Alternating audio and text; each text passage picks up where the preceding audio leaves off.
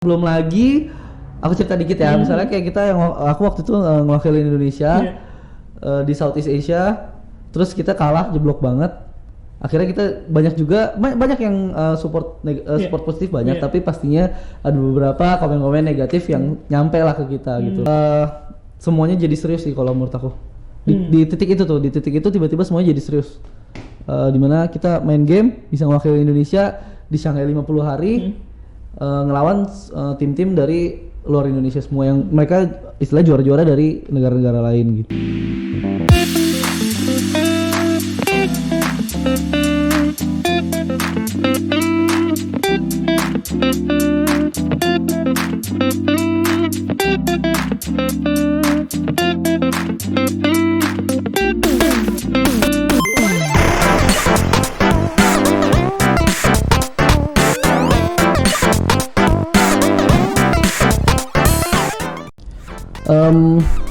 Mungkin banyak banget orang-orang yang pengen bermain pengen hobi dibayar gitu ya, istilahnya, benar nggak?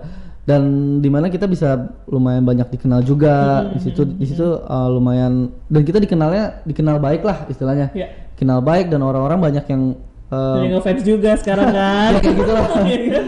Jadi kan pasti itu good feelings lah buat kita. Gitu. Kalau yang nggak enaknya, apa sih nggak enaknya jadi pro player? Mungkin Wikipedia juga pengen tahu kan. Sebenarnya seluk beluknya itu kayak gimana sih? Kelihatannya kan wah enak nih, asik main-main habis itu dibayar gitu. Tapi apa sih yang challenging gitu dari seorang jadi seorang pro player tuh paling challenging tuh apa sih? Pro player paling challenging sih waktu sih. Oke. Waktu. Jadi hampir benar-benar real life tuh benar-benar minim banget. Jadi kita benar-benar kalau aku gambarin satu hari bersama pro player nih, kita kalau aku biasanya itu schedule-nya itu kalau hari biasa jam 2 siang kita udah mulai latihan. Mungkin jam 1 kita udah mulai pemanasan, jam 2 kita latihan sampai setengah 6, jam 6 kita lanjut lagi jam 8 sampai jam 11 malam. Setiap hari kalau hari biasa. Hari liburnya kita turnamen. Jadi kita sama sekali nggak ada libur. Wow. Mungkin ada satu hari yang kita kalau udah exhaust banget, capek banget, kita mungkin minta izin satu hari itu boleh. Terus juga di luar itu misalnya kita ada off season, jadi kayak bola gitu loh. Kita latihan untuk turnamen besar. Setelah turnamen besar kita off season 1 minggu 2 minggu, kita istirahat kayak gitu. Jadi benar-benar kayak real atlet ya, benar-benar harus disiplin, terus habis itu menjalani rutinitas gitu. Iya benar banget. Bosannya ya. Wah, jadi udah mulai kayak yang awalnya kita main PUBG itu senang banget, sampai ke ada masanya kita benar-benar udah lagi nggak kepengen banget, tapi kita masih tetap harus main. Iya betul. Jadi ada sempat ada masa-masa jadi boring, masa-masa kayak aduh tadi ini sangat menyenangkan kok, jadi sekarang udah ini banget ya gitu. Pasti ada kayak gitu. Oke. Jadi pernah demotivasi? Pernah nggak sih demotivasi sampai kayak aduh gue udah deh gue nggak mau main kayak begini lagi? Pernah nggak sih? Biasanya kalau habis kalah turnamen sih. Jadi kita udah latihan seperti yang aku bilang, latihannya gila kayak gitu berbulan-bulan. And then kita masuk ke turnamen besar yang kita tujuin, and then kita kalah di situ. Wah, itu benar-benar drop banget. Belum lagi aku cerita dikit ya, misalnya kayak kita yang aku waktu itu ngewakilin Indonesia di Southeast Asia, terus kita kalah jeblok banget. Akhirnya kita banyak yang support positif banyak, tapi pastinya ada beberapa komen-komen negatif yang nyampe lah ke kita gitu loh. Dan dimana kita lagi ngedown, ngebacain kayak gitu-gitu juga, wah itu benar-benar demotivasi banget sih. Sampai berpikir apa saat itu? Sempat berpikir juga, gua nggak ngapain lagi gitu. Istilahnya gini nih, kita waktu itu udah menangin yang Indonesia Indonesian League, kita juara ketiga, kan 3 besar itu mewakilin Indonesia untuk ke Southeast Asia. Kita juara 3 ke Southeast Asia, itu semuanya ngedukung bla bla bla. Begitu kita main di Southeast Asia, kita kebetulan buruk mainnya, jelek, and then banyak juga yang komen langsung negatif, dan kita mikir kayak aduh capek-capek gue cuma digini doang. Nah kayak gitu, jadi nggak dihargain kita bagusnya juga kan. Kadang-kadang suka kayak gitu, cuman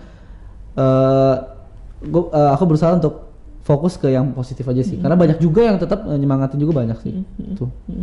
Dan tadi menarik ya juga dengan untuk bisa dapetin kayak kejuaraan, untuk bisa menangin kejuaraan itu kan butuh tadi disiplin, waktu juga sangat-sangat terbatas dan segala macam gitu. Dan beruntungnya tuh ketemu pasangan yang mengerti ya. Ini kebetulan istrinya itu juga sampai nemenin nih di hari ini nih. Kebetulan mengerti atau ada strugglingnya juga di awal-awal? Enggak ya? Enggak sih. Enggak. Dia gamers juga, jangan-jangan? Dia gamers casual lah, main-main. Oke. Tapi pertama kali ada nggak sih sempet kayak main game dulu gitu? Nggak ada sih. Jadi untungnya dari dulu kita coba untuk kerjaan apa tuh bareng-bareng. Dan kebetulan kita juga ketemunya bukan dari enak gitu loh. Jadi kita ketemunya udah dari yang ya bisa dibilang lumayan susah. Kita coba tadi aku sama-sama aku kerja dia kerja. Terus pas kita coba sama-sama keluar, kita bikin bisnis wedding. Bisnis weddingnya juga berarti sama. Jadi kita coba untuk percaya satu sama lain lah. Dan kita coba untuk kalau udah dipercaya kita lakuinnya dengan tanggung jawab yang tinggi gitu. Jadi kita saling mengerti. Tapi tadi bagi waktunya gimana kalau misalnya sama kayak pasangan, sama keluarga gitu kan jadwalnya sulit ya? Sulit banget sih. Yang pasti keluarga paling susah sih. Bener-bener hari besar doang kita ketemu gitu. Bahkan sebetulnya e-sports player itu yang di Indonesia itu harus di gaming house. Harus tinggal di gaming house sebenarnya. Cuman aku itu dari awal minta gak mau itu. Cuma itu aja aku mintanya, nggak bisa untuk full gaming house. Cuman kalau ada apa-apa aku pasti datang ke GH untuk acara apapun. Sebenarnya awalnya diraguin sih kayak jam tidur, pola makan, diet. Belum gitu. sampai situ sih, belum sampai situ. Belum sampai situ. Cuman kalau untuk besoknya ada turnamen pastinya kita udah harus besok turnamennya siang nih, berarti kita nggak boleh tidur malam kayak gitu. Betul. Nah kalau misalnya tadi kan ada kejadian yang nggak mengenakan di mana sempat kalah juga gitu ya. Benar. Tapi yang paling membanggakan apa? Yang nggak bisa dilupain? Nggak bisa dilupain itu pertama kali sih. Jadi pertama kali e-sports ini mulai tiba-tiba gede, terus tiba-tiba aku berhasil ngewakilin Indonesia juga tahun lalu berarti untuk ke Shanghai 50 hari itu di Shanghai 50 hari untuk ngikutin Liga Southeast Asia ini. Tapi yang dulu ya, kalau yang dan dulu tuh masih bener-bener heboh banget gitu loh, Indo Pride banget gitu, dan seorang Indo represent gitu ya. Iya kayak gitu ya. Dan itu bener-bener gak bisa dilupain. Itu yang membuat semuanya jadi serius sih kalau menurut aku. Di titik itu tiba-tiba semuanya jadi serius. Dimana kita main game bisa mewakili Indonesia di Shanghai 50 hari ngelawan tim-tim dari luar Indonesia semua yang mereka istilah juara-juara dari negara-negara lain gitu. Itu bener-bener mungkin dulu nggak kebayang ya, maksudnya kebayang main games bisa jadi kayak perwakilan satu negara, iya sih, terus ngewakilin tuh terus bertanding dengan orang-orang juga dari negara lain gitu ya. Itu nggak kebayang sih. Nah kalau misalnya nih ada Warkipedian yang pengen jadi kayak Matthew gitu, ini gue mesti apa sih langkah awalnya gitu dari A sampai ke titik Matthew gitu? Ada yang bisa nggak sih? Ada yang bisa di-share nggak ilmu-ilmunya? Kalau untuk sekarang sih lebih ke yang pasti kalau untuk latihan dan segala macam itu udah tau lah ya, kita harus latihan dan segala macam. Mungkin detailnya baru yang agak ribet gitu latihannya. Cuman yang pasti kita harus latihan terus. Yang kedua itu kita harus punya batu lompatan di mana kita harus punya tim dulu sih. Kita nggak mungkin bener-bener dari casual. Kalau sekarang nih kita nggak mungkin dari casual, kita nggak tahu apa, cuma jago main aja, tiba-tiba masuk ke e-sports. Itu sulit ya? Hampir nggak mungkin, karena kita nggak ada exposure-nya. Misalnya aku sebagai kapten nih, misalnya kita butuh satu orang, kita nggak mungkin cari yang casual player nggak punya experience gitu. That's why minimal dia punya experience di turnamen-turnamen kecil itu minimal. Turnamen-turnamen kecil dia udah bisa juara, turnamen-turnamen kecil dia bisa. Dan with a team gitu ya? Iya, with a team. Nah itu sih. Itu satu. Jadi harus batu loncatan itu kita harus punya tim dulu sih, punya tim. Coba berkompetisi, entah itu di turnamen kecil, turnamen besar, turnamen daerah juga lumayan kita pandang sih. Karena bahkan di daerah tuh bahkan lebih jago-jago sih biasanya. Gitu. Cuman mereka susah diekspos aja. Iya. Nah makanya kita biasanya pasti nyarinya orang daerah yang gak ke-expose sih, ternyata beneran jago di turnamen di daerah. Itu paling memungkinkan kayak gitu sih, di turnamen daerah mereka juara terus. Itu pasti akan ke-expose dan kita akan ngambil. Jadi jangan berpikir bahwa ini cuma turnamen kecil.